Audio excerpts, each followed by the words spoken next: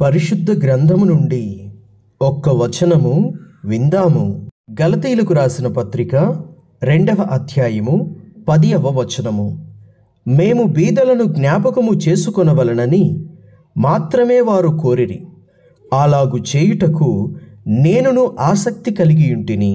దేవునికి మహిమ. బీదలను కనికరించువాడు ధన్యుడు అని దేవుని వాక్యం అంటోంది. బీదలకు కూడా సువార్త చెప్పాలి, బీదలను కూడా పట్టించుకోవాలి. మనలో చాలా సంఘాలు, చాలామంది మనుషులు, వ్యక్తులు బీదలను గురించి ఆలోచన లేకుండా ఉంటారు. అలా ఉండటము సరి అయినది కాదు.